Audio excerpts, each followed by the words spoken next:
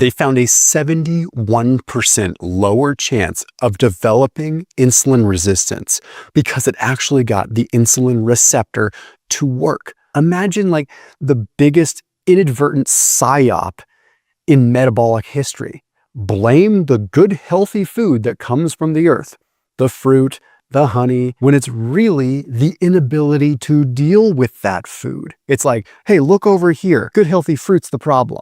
But in reality, there's other things that have made it so that our bodies can't handle food that we should be able to handle. 400 milligrams of this simple mineral can change everything.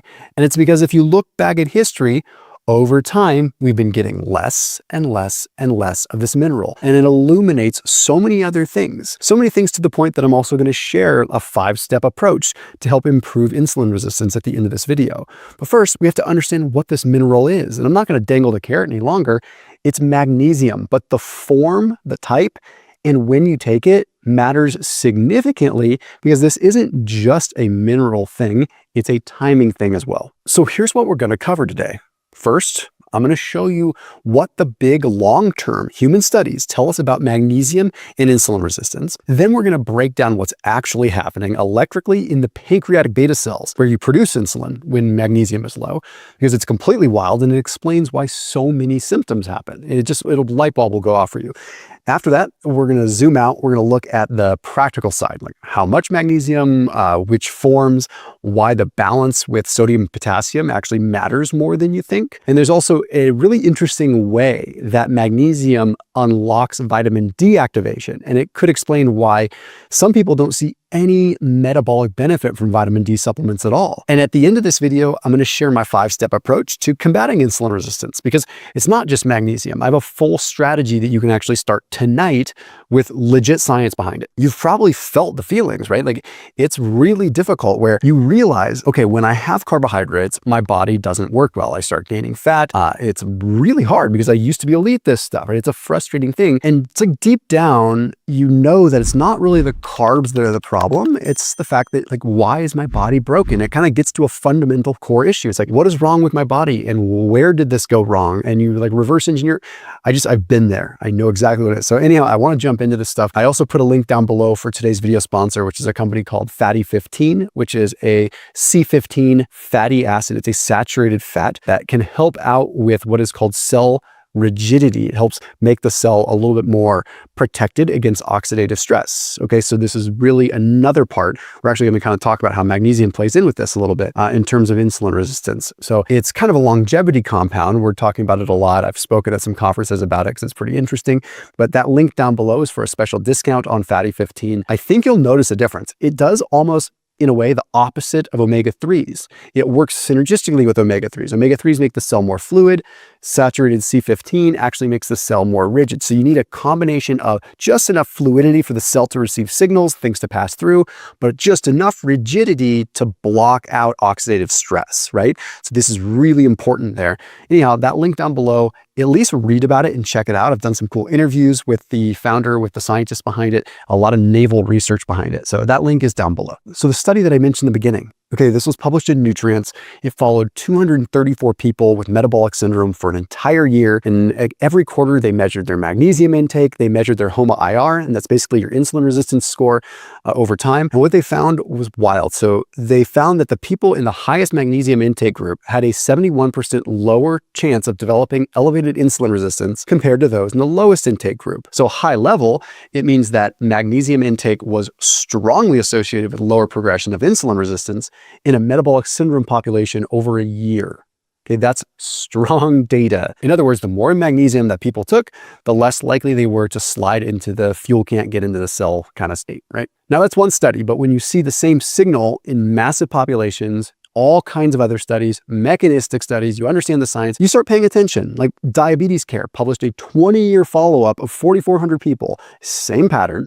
Higher magnesium intake equals significantly lower inflammation, lower insulin resistance, and a 47% lower chance of developing type 2 diabetes. At this point, the data isn't lying, okay? I'm all for fringe And like, I actually like don't always focus on the RCTs too much because that's delayed data. But when you see this stuff, you're like, why are we still blaming fruit? There's a meta-analysis in the Journal of Nutrition, looked at 52,000 people, confirmed the same thing. Magnesium intake inversely associated with fasting glucose and fasting insulin. That's the basic observational patterns, but I want to go into what is actually happening electrically inside the cell. This is where magnesium becomes a way more interesting than people kind of like talk about it or give it credit for. Like, insulin resistance isn't just too many carbs or high insulin, right? It's about, can the beta cells in your pancreas even respond to glucose signals correctly? And those cells rely on two things to release insulin. They rely on a chemical signal from glucose when you eat carbs and an electrical signal generated by something called the KATP channel. So a scientific explanation is that in a magnesium deficient state, this intracellular ATP and magnesium ATP, these levels drop, and this prevents this KATP channel from opening and closing properly. What happens then is it disrupts the coupling between glucose that's going up and insulin secretion. They're not coupled properly. They're not communicating the way they should. So think of a beta cell like a garage door opener. Glucose is a remote, okay, but magnesium is the electricity, right? So magnesium, without it, the remote still clicks, but nothing's moving. You're like, oh shoot, I gotta go open the garage door manually, right? So when this electrical signal doesn't fire correctly, there's really two things that can happen. The first thing is that the beta cell might not release enough insulin. Okay, so that's gonna leave glucose high because it doesn't have enough insulin to open the door. So the door just opens a crack, right? Or it might over-release, causing the body to become desensitized. So either direction is going to push you towards insulin resistance. It just kind of happens in two different ways, right? So it's not the carbs that are the problem. The ultra-processed foods are certainly a problem. I mean, carbs are a problem, but it's a bigger picture, right? This explains why some people feel wired and tired. It's the perfect quintessential example. Glucose gets stuck elevated, so energy feels unpredictable because the electrical rhythm of insulin release is out of sync with the actual consumption. So the mechanisms, that's the basic mechanisms, but I want to move into like how you apply this in the real world, because I think that's the most important. Most people are taking in way too much calcium, and a lot more calcium than magnesium at the very least. And they're not doing it intentionally, but calcium is kind of added to everything, right? We add it to cereals, to juices, to friggin' weird nut milks and stuff. Like, magnesium isn't added. And calcium and magnesium operate like a hot and ground wire. Essentially, you can't have 6 hots in one ground, right? That doesn't work. Like, you can't have, I mean, I guess you could, I'm not an electrician, but I mean, you got to have enough grounding, and you don't want to like fry your electrical circuit. So the same idea here, you need balance. They kind of cancel each other out. I usually recommend starting around 400 or 500 milligrams of supplemental magnesium, and you could take it in different forms that fit your goals. Like magnesium malate is a really great balanced, like steady release option. That's one that you can tolerate through the day. It's not going to give you diarrhea. Magnesium glycinate works really well at night when you want the relaxing effect of glycine. There's magnesium sulfate, which is Epsom salt, but that can act faster, but it's probably going to send you to the bathroom. So I just put that out there. You probably don't want to do that. Magnesium threonate crosses the blood-brain barrier more readily. This one might be good if you're dealing with brain insulin resistance, which is noted by like lots of brain fog or lack of focus. But the practical detail that people forget a lot is that sodium and potassium matter too.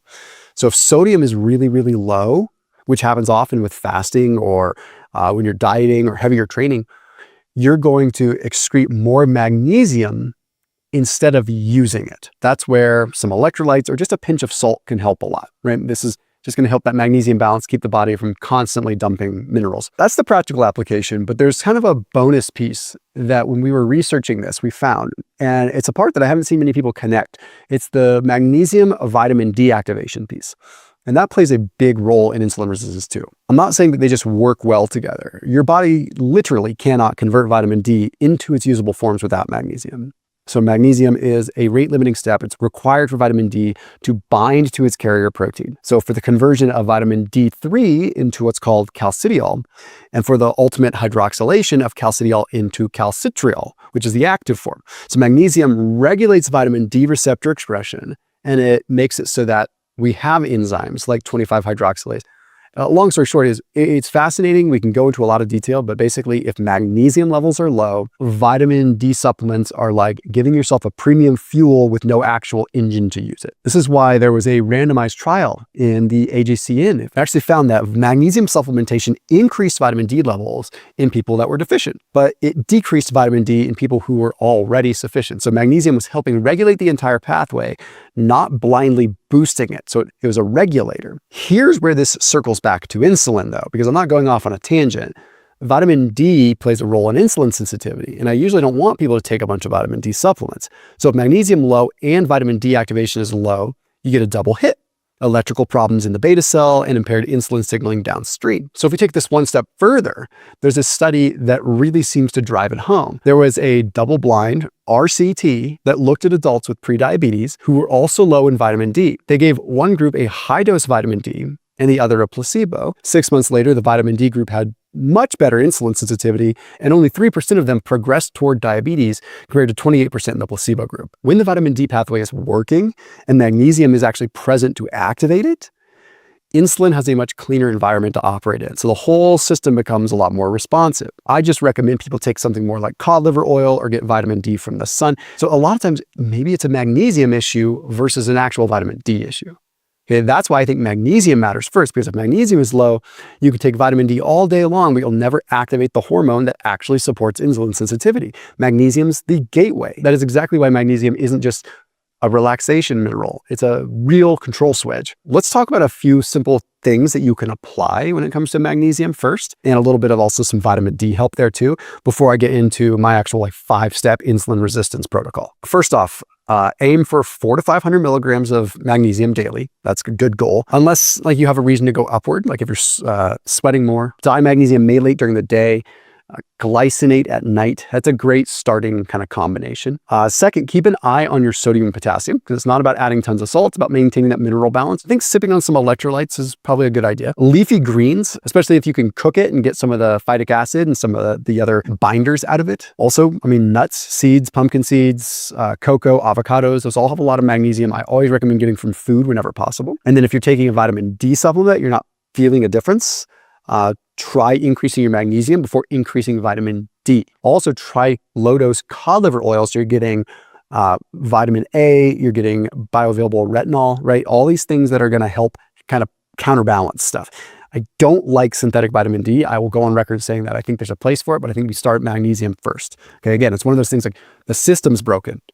It's like we're getting vitamin D. There's something down the line that's not working. So now, as promised, I want to talk about the 5-step approach that I recommend. The first part of this 5-step pathway is there's newer evidence on high-intensity interval training, 2 to 3 times per week, doing methods like the Norwegian 4x4 method. So that means you can be in and out of the gym in 16 minutes. Okay, huge benefits to raising the ceiling of mitochondrial capacity, the ability for the mitochondria actually use fuel properly. So what that looks like is doing 4 minutes on of higher intensity that you can last for 4 minutes, 3 minutes off, 4 minutes on, 3 minutes off, for a total of 4 rounds. That is very powerful for increasing PGC1A and spiking it so that the mitochondria can use glucose better. The amount of glucose it sucks in and the amount of reconditioning the mitochondria in a short amount of time is phenomenally powerful. It doesn't mean that zone 2 isn't powerful. It just means that HIIT is even more powerful, which leads me to part number 2, which is actually the zone 2 stuff, but more so even the zone 1. This is walking in the evening. Walk after meals when you can, but walking in the evening does something to parasympathetic tone where it lowers your cortisol. Lower cortisol is going to help rekindle the rhythm again for insulin sensitivity. So those 2-part things are really important. And I know it's very basic stuff. We'll get into the more fun stuff. Number 3 is intra-workout carbohydrates. Not every workout, but on the days you are lifting. This is so counterintuitive, but I promise you try it. It works. It worked for me. Train fasted as much as you possibly can, but occasionally a couple times per week, add some honey or some carbs or some watermelon or a little glucose during your workout. And the reason is during your workout, you do not need insulin for the cell to use those carbs. So what does this do? Like, why would I even want the carbs? Because it's going to actually train the cell to be able to use carbs again. So it's actually going to start developing an affinity for the carbs and be able to use them. Look, I'm a low carb guy. The goal isn't always to like keep carbs out of the equation. The goal is to have a system that your body is good with, where it can use carbs or not use carbs. So one of the better ways to improve insulin resistance isn't just by abstaining. That's a huge thing, but also occasionally treating the body in a way so it can learn to use it. It just so happens that during lifting is a time that you have barely any insulin release to those carbohydrates. So you get to use the carbs without the insulin and train the body. The fourth thing is what I call protein leveraging, and it's based on real scientific stuff, which is called the protein leverage hypothesis. Eat as much of your protein as you can earlier in the day. Your brain is wired to keep your appetite high until your protein needs are met. That is a survival thing. So you eat more protein early in the day, the brain turns off the hunger signal. This is tremendous for fat loss and just metabolic health in general. The quicker you meet your protein needs, like even literally having 75, 100 grams of protein with breakfast, doesn't mean a lot of calories, just a lot of protein. You'll find it's not just the satiety of the protein, it's the rhythm and the signal that's getting sent to the brain. And then nighttime, the stack is, like I mentioned, the magnesium. But if you take magnesium glycate, that's great, but it's usually a lower dose glycine. I say go high on the glycine. So take a magnesium and then take like a 3-gram serving of glycine separately because it acts as a neurotransmitter that turns down cortisol. And then apple cider vinegar before bed actually elevates AMPK. So it puts you in the sort of fasted state faster, which is going to increase overnight fat oxidation. The more fasted that you are going into overnight sleep, the more fat oxidation occurs overnight. That's literal fat burning at night, but it's also one of the strongest indicators of healthy weight going forward is rates of fatty acid oxidation at night. So getting yourself to that state. So I would recommend like a 2 to 3 tablespoons in some water. Just drink it with a straw so you don't damage your teeth. Now, I did a video on another way to lower cortisol before bed, which is a huge thing, talking about a unique thing that you can take 10 or 15 minutes to do, literally grounding. It's kind of wild. Changes a lot of things in your body and there's science behind it. Also for inflammation. So that video is right here. I recommend you check that one out. And as always, I'll see you tomorrow.